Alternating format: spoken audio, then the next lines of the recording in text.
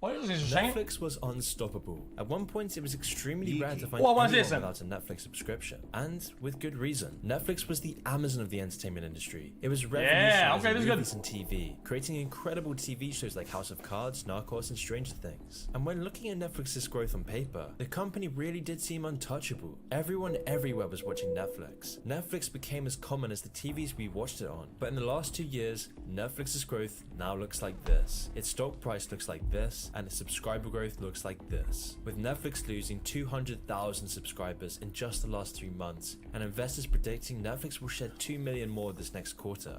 So it's no surprise that Netflix's share prices have gone from $690 a share to $180 a share in just 6 months. Because why? Okay, this is simple concept. Because while companies were working on their own streaming products or their own streaming infrastructure, they were letting Netflix stream their movies, right? That's why they have a wider fucking library for the same price.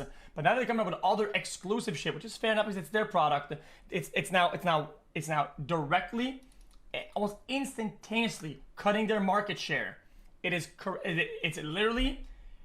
instantaneously widening their share. That's just how it is.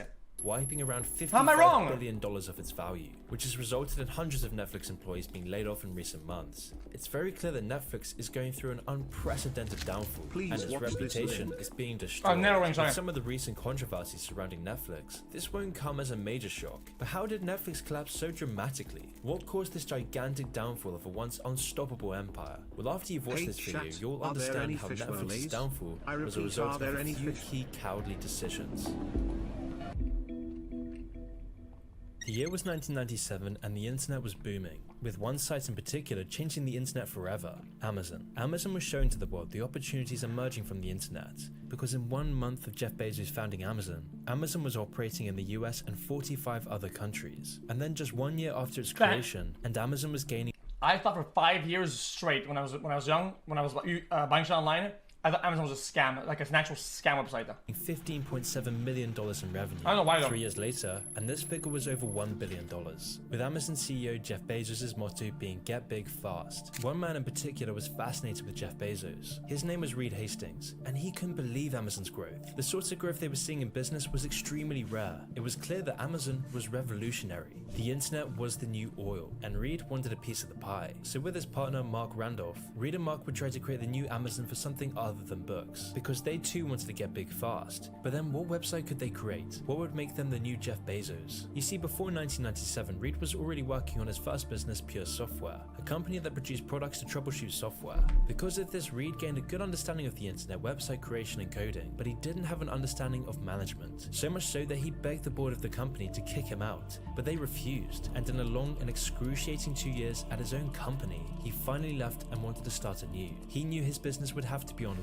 Online business was where the real money was at. That was very clear. But where was the gap in the market? Well, funnily enough, this question was answered after Reed forgot to return a videotape to Blockbuster, claiming, quote, "I had a big late fee for Apollo 13. It was 6 weeks late and I owned the video store $40. I had misplaced the cassette. It was all my fault. I didn't want to tell my wife about it. And I said to myself, am I going to compromise the integrity of my marriage over a late fee?" Later on my way to the gym, I realized they had a much better business model. You could pay $30 or $40 a month and work out as little or as much as you wanted. End quotes. And so weirdly enough, it was Reed's gym membership and the annoying late fee given to him by Blockbuster that was the fire that would change Reed's life forever, taking him on a life-changing journey. Interesting. It was these two factors that led to Reed creating a shipping company based around the new technology of DVDs. Yes, I know. Yeah, I know. It's a question mark. Yeah.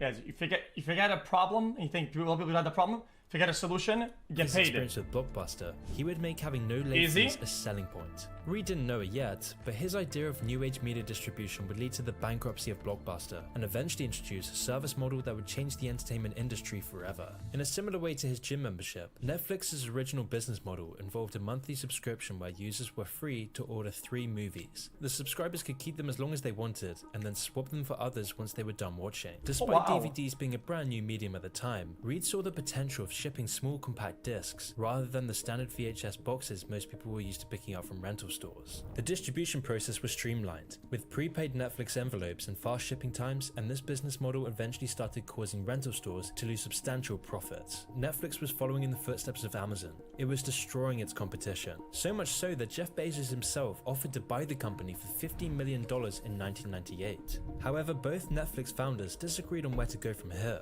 Mark wanted to sell to Jeff Bezos. He feared that if they didn't sell, Amazon would create their own business to compete with Netflix. However, Reed was adamant on declining this offer, because quite simply, Netflix operations were groundbreaking. They were doing extraordinary work. They were doing so well that their success mirrored Amazon. They had a great website, deals with DVD manufacturers, and already had to source almost every DVD on the market. But then again, if they took Jeff Bezos' money, they would both be set for life and would never have to worry about money ever again. However, what fun would that be? Reed wanted an empire. He wanted to be the next Amazon and make his mark on the world. Both founders saw the immense potential in Netflix. However, their difference in opinion about the Amazon acquisition would later come to stain the company. They both had very different visions of the future of Netflix. Mark wanted to expand Netflix's DVD distribution capabilities, while Reed wanted to focus on the online side of the business. It was these major differences in the future of Netflix that caused the two men to splinter off, with both of them focusing more on their respective areas in the company. These differences eventually caused the two men to fall apart, with Mark eventually leaving Netflix while giving the CEO position to Reed. And while to some this might have seemed like a Machiavellian ploy from Reed to gain more power, this really wasn't the case. Reed didn't like being CEO, as evidenced by his first business, and in this time, the challenges facing Netflix were mounting up. Eventually the challenges were causing so much stress to Reed. Reed couldn't handle being the CEO anymore, he hated management, and so he decided to sell the company and be free. So in 2000, Reed offered Blockbuster the chance to buy Netflix for $50 million.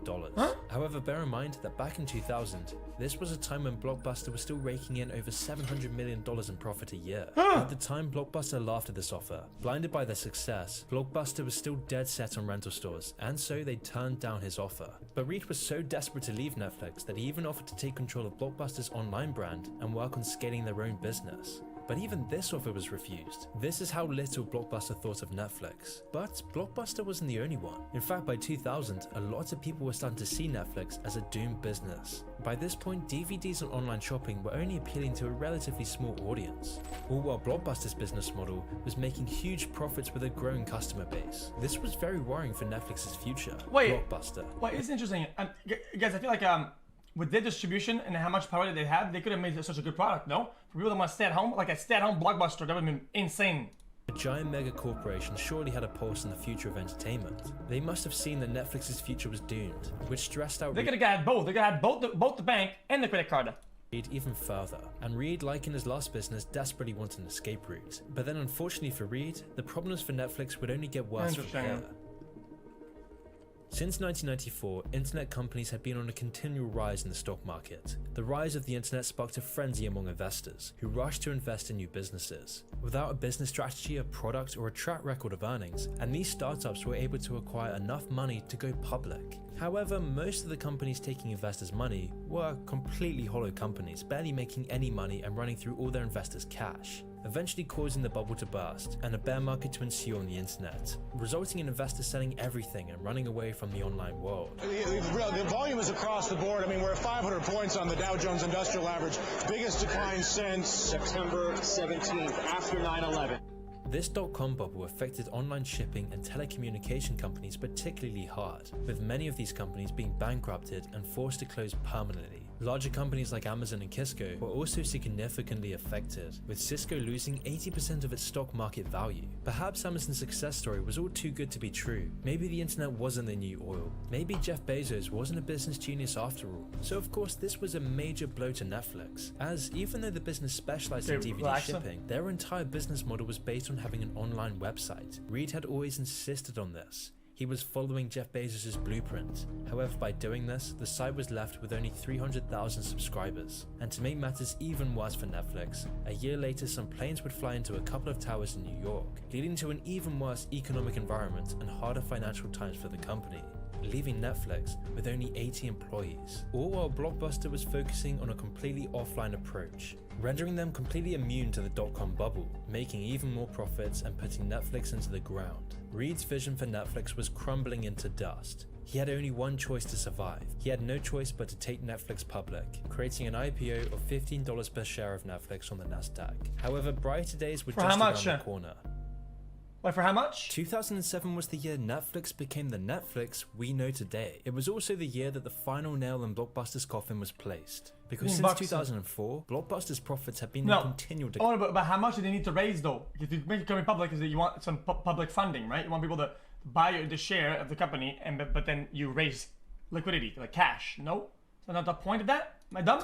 The main reason behind this being 150 Netflix mil. controlling Oh, a okay. major share of DVD distribution, along with Netflix's online presence and better customer service. Because of this, by 2009, Blockbuster had lost 90% of its market value and over $500 million in a single year. While at the same time, Blockbuster was in debt to their parent company. And after years of continuing to lose profits, the company eventually filed for bankruptcy in 2010 after being over $1 billion in debt. Jesus. Meanwhile, Netflix's profits were steadily increasing. However, their streaming service didn't have much of an impact initially, since there was only a fraction of content available to watch and all the best-selling movies were still on DVD. It was clear that Reed's ambition to scale Netflix's online potential was now the way forward, and so to reach widespread appeal, they needed to secure deals from publishers to stream their content. This was the status quo for a few years, as Netflix continued signing deals with media networks to gain exclusivity rights for various movies and TV shows. However, things changed in 2010, when Netflix eventually hit it big after Sony Pictures offered them the rights to Breaking Bad. And weirdly enough, Breaking Bad and Netflix success was intertwined.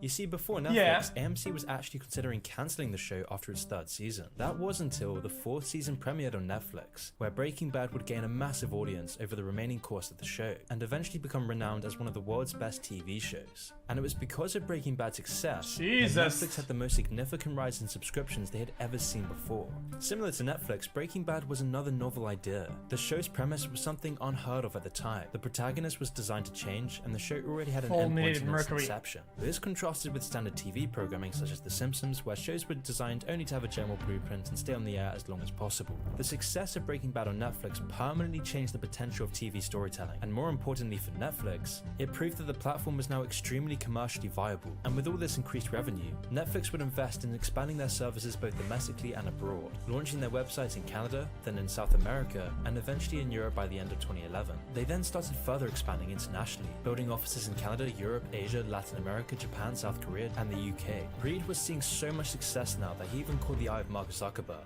landing his spot on Facebook's board of directors in 2011. In fact, Zuckerberg was so impressed with Reed's culture of continuous rapid innovation that he began working with Reed to expand both Facebook and Netflix's socialization features. And in addition to the new international streaming locations and the numerous new establishments, high-end producers like Warner Bros., Adult Swim, Cartoon Network, and Nickelodeon were all looking to secure deals with Netflix to start streaming their content on the platform. Compared to other distributors at the time, Netflix had a different strategy when it came to securing the publishing rights for TV show pitches. Netflix would pay more upfront for publishing rights than any other distributor, the catch being that they would get more of a substantial stake in franchising, merchandising, and pretty much everything else to do with the intellectual property rights. This strategy worked well initially, but would eventually backfire later down the line once more streaming services were introduced. Other companies like Disney began to realize they didn't need Netflix, and they would cut them out of the deal by simply making their own platforms. However, the publishers still needed to wait for the content rights to revert back to them, so most shows were able to remain on Netflix until around 2018 when they began to get pulled. But by this point, Netflix was already a giant.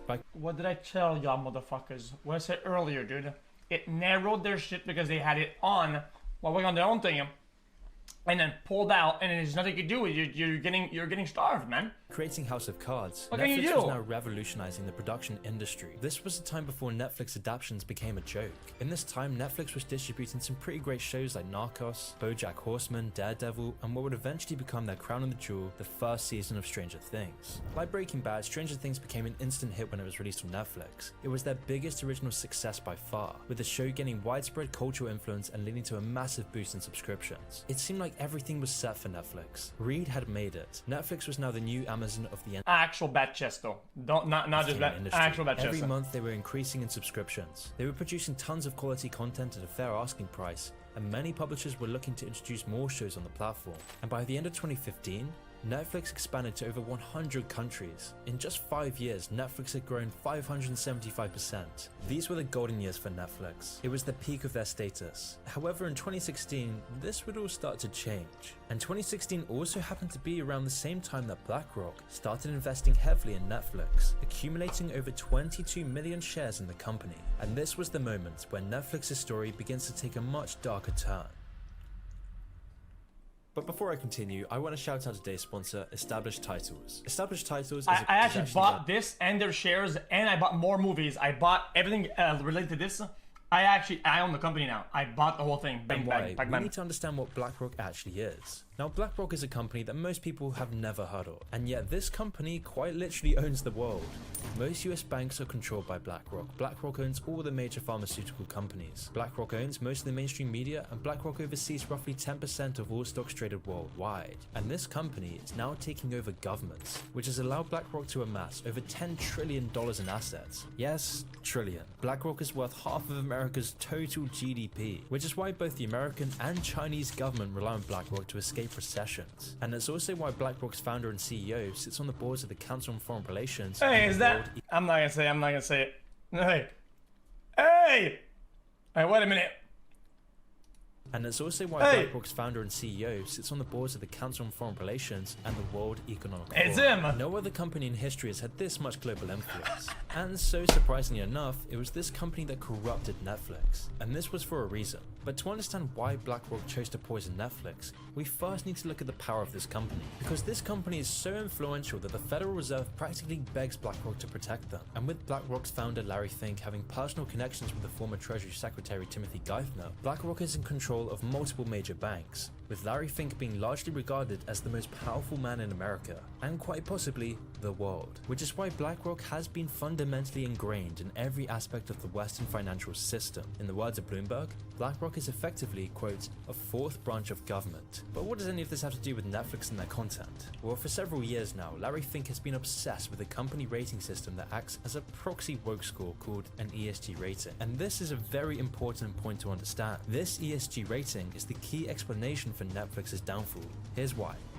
What?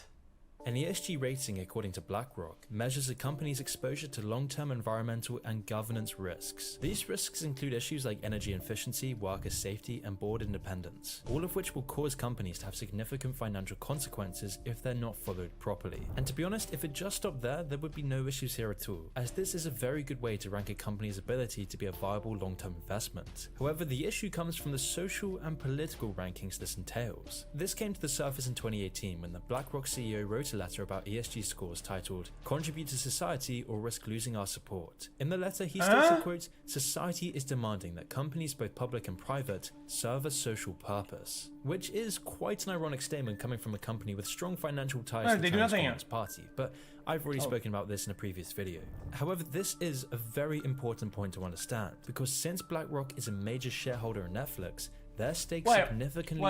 Wait, isn't it ironic if I guess maybe I'm absolutely wrong, but tell me if I'm wrong about this. If you're like a big company who all they have is stocks and all you do is stocks, I'm sorry to say all you do, but all they have is stocks, aren't you literally like providing no value? All you have is you just put money in various things that are making money by default, making money that way? Impacts Netflix content, as Netflix desperately needs to have a high... Technically, you have no raw value, no? ...ranking ESG score. If they don't have a high ESG score, investors will pull out. And if investors see that BlackRock and a stock predicting machine called Aladdin suggest pulling out of Netflix, then other investors will follow suit. And because Netflix's business runs on major thin margins, having investors pull out of the company would be disastrous for Netflix. So in recent years, with BlackRock being increasingly vocal for certain political and social beliefs, Netflix is now having to toe the party line. Now, to be honest, Netflix can't really do anything about this. I mean, you may think that Netflix can just seek investment dollars from some other firm that doesn't care about being as woke as possible. Wait, I don't get it. What? So in recent years, with BlackRock being increasingly vocal for certain political and social beliefs, Netflix is now having to toe the party line. Now, to be honest, Netflix can't really...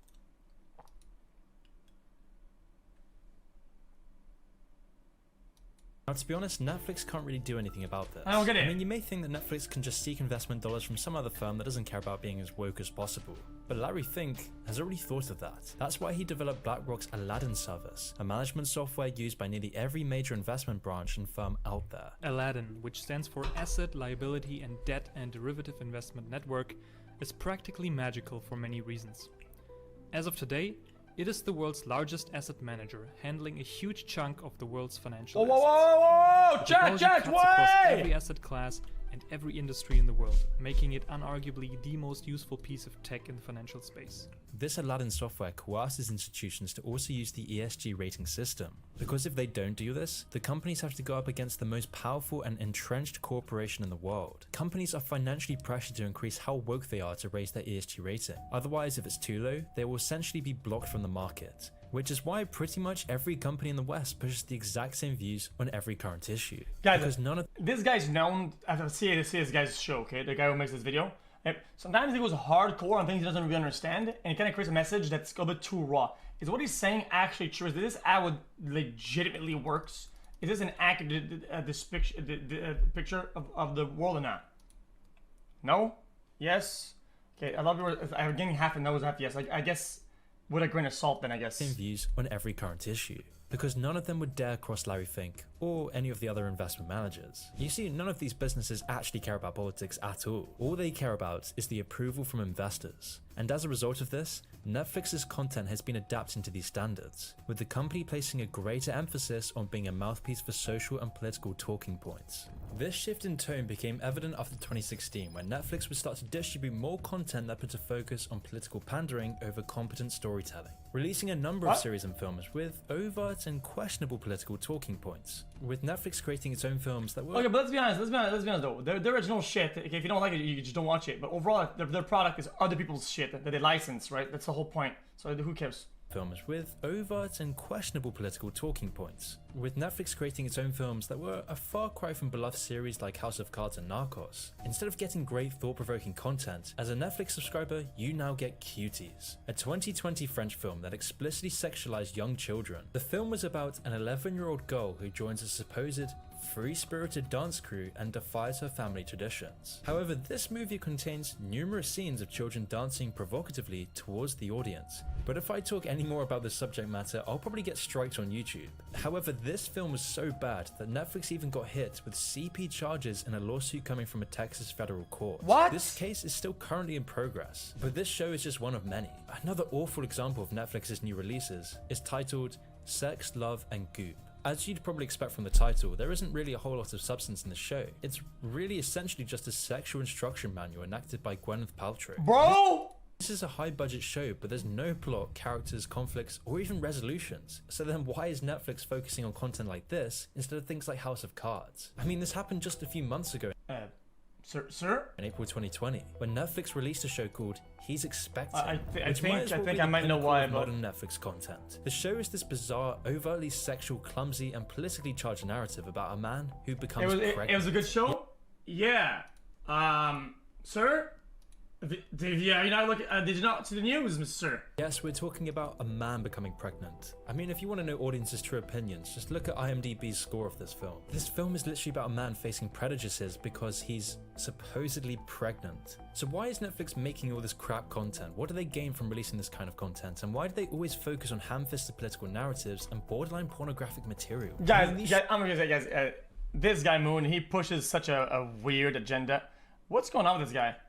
Shows always bomb among users. Just look at the film ratings. No one likes this content. No one's asking for this. So what's the point? Why is Netflix focusing on this? Why are they putting so much money into these shows? I mean, is everyone at Netflix just a bunch of weird creeps who only care about getting their progressive messages across? Well, maybe, but there are some actual reasons why this is happening. It's not just because Netflix as a company is inherently bad. It's not because of some weird creepy executives or because everyone in the company wants to virtue signal for political reasons. It's because they're a modern business, a business that is economically forced to focus on one aspect above all others. And that focus being their ESG score BlackRock assigns them, which is part of the reason why companies like Netflix and Disney are attempting to further raise their ESG scores and have started producing woke content at an unprecedented... Okay, that's gotta be some sort of... Guys, this is this YouTuber's view on this. This is not objectively what's happening. There's no shot, okay? This is actually is self-perspective narrative pushing 100%. Are attempting to further raise their ESG scores and have started producing woke content at an unprecedented rate, because strangely by doing this makes them get more investments. They don't actually care about the audience watching this content. No, Chad, you don't get it. Generating more investments into the company. However, guys, you don't get it. You don't get it, okay? Okay. Let's say this is Netflix's failure, okay? This is why Netflix is failing. This pie, okay? In my opinion, I could be wrong with this, okay? I feel like this guy does this small parts of Netflix originals, okay, that are Netflix has a lot of good originals, a lot of good ones, right? A big ass amount, okay? Let's say it is all originals. There's so much that their dog shit is like this. So in this part of the pie, which is this part of the problem, right? He's saying that this part is causing the problem, right? Which personally, most of Netflix is the shows that they do not own, are things, the rights that they buy from. It is not their own. Netflix's content originals is a small part of Netflix's success, right? Because they buy people's rights. So who cares if some of the original is crap and bullshit? That is not the reason why they're failing. It's just not. It is not the reason that they're failing. And saying that this is why they're failing is disingenuous and just weird. It's a narrative. However, by not focusing on the customer, it's a narrative. They're now starting to see the consequences of this. Because this extremely tiring content creates a drought for people looking to enjoy media that's not bombarded with. That's like if I made an anime intro for this stream, and every time I went live, okay, we you guys have to watch a 1 minute intro that's animated, right? And it was like a weird or whatever the fuck. And then people would say, oh yeah, 10 years later, XQc fell off because one day you introduced this really weird anime intro, and look at the stats. They're going down from that position of the anime intro, right? Therefore, it's why the whole stream failed, and he's now in the depths of hell, and it's garbage. I'm telling you, the anime part, it just fucked it up. And you're like, bro, what about the times where you didn't go live, you played these, that you played, what about all these other problems? No, it's gotta be the intro. I think narrowly focusing on one instance or one thing when the product is a bunch of other things is disingenuous at best and conspirational at worst. On subtle political undertones sponsored by multi-billion and trillion-dollar corporations. But then how do we know that ESG benchmarks are more important to Netflix than its content or technological improvements? Well, Netflix puts in the time, money and effort to publish an ESG inclusivity report annually. And even more telling was that their research department— Conspirational? Yes, this is actually conspirational. Yes, 100%. Didn't publish a single article for content analytics in the last 2 years, nor for their machine learning from 2019 to 2022. They barely even talked about encoding inequality, and at the same time they hid their audience ratings due to lacking performance for their increasingly woke content. And when Netflix does occasionally produce something edgy, original and entertaining, they always get in big trouble for doing so. For example, when Netflix released Dave Chappelle's comedy special, this had devastating effects for the company's ESG score. According to Ethos ESG, because of Dave Chappelle's special, Netflix's ESG rating on a statistic called LGBTQ equality dropped to 2.6 out of 100. And for reference, Fox News has a score of 23.4, a score almost 10 times higher than— Man, I love that this to Fox News, really, my brother, bro, Netflix has so much, Fox News has so much shit, dude. You could have any video and put a fucking Fox News and say that what they say is gospel. It's a disaster, bro. Fox News has a score of 23.4. A score Fox almost News 10 is times brain higher rot, than bro. Netflix's. And so you see, this is the sort of pressure that Netflix faces when it produces original, edgy content. And so this controversy surrounding Dave Chappelle's special gave us an excellent example of BlackRock's policy in action, and how a company's ESG score can be destroyed in an instant. While audiences seem to like Chappelle's material according to the ratings, BlackRock certainly didn't, which is why one of the CEOs of Netflix, Ted Sarandos, issued a company-wide email on October 8th. In the email, he bravely announced that Netflix was proud of the company's partnership with Chappelle, but of course the woke mob at Netflix didn't like it. So with my understanding of the video, it's like BlackRock optimized virtue signaling and public dollars, and literally putting a price and a rating and a dollar value to how you can virtue signal or operate socially, right? And that's how it is, literally. They are literally meta optimizing virtue. this. And so Netflix employees initiated a company-wide walkout to protest the choices made by upper management. However, somehow with all of this pressure, Netflix unexpectedly continued to stand its ground, and the Dave Chappelle special still remains on the platform to this day. And this sentiment has only started to come back in Netflix. Netflix is now actually starting to push away this woke culture. Not very Another Fox News. Another Fox News clip. Netflix is now actually starting to push away this woke culture. Not very long ago, the company CEO stated, if you find it hard to support our content breadth, Netflix may not be the best place for you. This used to be a very liberal issue, so it's an interesting time that we live in. And again, just a few weeks ago when Ricky Gervais released a comedy special containing more jokes the media deemed phobic, the Netflix CEO actually stood on the side of the comedian, saying that the only way they can figure out what's acceptable is by, quote, crossing the line every once in a while. He further stated that he thinks it's very important that American culture has freedom of expression, adding that, I always said if we censor in the US, how are we going to defend our content in the Middle East? However, this has only been happening in the last few weeks or so,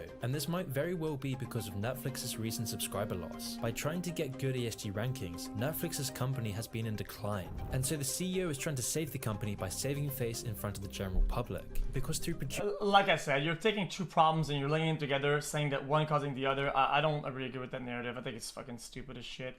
If anything, their subscriber count or their thing making a new problem is they can do certain things that are even increasing the problem. But initially, it's all this woke rubbish. Netflix lost over 200,000 subscribers in the first quarter 2022, laying off over 150 employees, with the main cause of this being their stale shows, rising prices, and overt, desperate political pandering. In fact, it's got so bad that Netflix is projected to lose another 2 million subscribers during the second quarter, with its stocks plummeting 39%. And now with all the big company contracts that leased major studios' content to Netflix are now expiring. And so with these contracts expiring, competitors are pulling their content. Bro, look at this shit.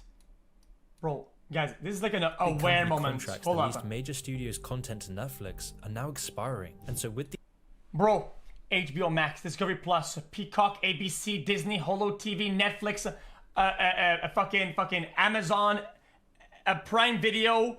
Motherfucker, it doesn't stop, man. Expiring, competitors are pulling their content from Netflix ESPN Plus, fucking. And these aren't small competitors. These are giant mega corporations creating things like Disney Plus, Apple TV Plus, Paramount HBO too, Max, yeah, true. Amazon Prime Video, and Paramount Plus. And due to the sheer number of all these new streaming services, people aren't able to afford subscriptions for every single show they want to watch. So how can Netflix even stand out anymore? How can they get their users back and be the top streaming platform once again? Well, the answer is clear. Stop focusing on trying to please an unpleasable group of losers on Twitter. Stop trying to pander to BlackRock's social credit system. I mean, so far BlackRock's ESG score has been far more damaging for the company. Bro, get this guy on a fucking multi-trillion-dollar fucking investment CEO board. He's cracked the code, dude. Fuck, man. Because all the consequences of pandering to this ESG score, producing all this terrible, unoriginal woke content, has led Netflix to lose billions of dollars. But finally, the Netflix management team seems to be waking up to this. I mean, in fact, Netflix is now purging its most vocal social justice warriors, with Netflix telling its team, if you don't agree with the content on our streaming platform, go work somewhere else. Quote, not everyone will like or agree with everything on our service. The company said in a cultural memo to its employees, while every title is different, we approach them based on the same set of principles. We support the artistic expression of the creators we choose to work with. We program for a diversity of audiences and tastes. We let viewers decide what's appropriate for them versus having Netflix censor specific artists or voices. Whoever in chat said that, I actually agree. I think, yeah, true. Anti-SJW is the new SJW. I'm telling you, it's the backwards meta shit. I'm telling you, man. Netflix offers a diversity of stories. I'm telling you, it's real shit, man. To our own personal values. Depending on your role, you may need to work on titles you perceive actually to be harmful, the company added. If you find it hard to support our content breadth, Netflix may not be the best place for you, which might be the turning point in Netflix. This could indicate a new rise of the company. However, this slow, painful death for Netflix may just be inevitable, mostly due to their culture and company being infested with workers and investors who see the company as a means of preaching social change rather than entertainment. But if Netflix can't change its content soon enough, the company quite clearly doesn't have long left.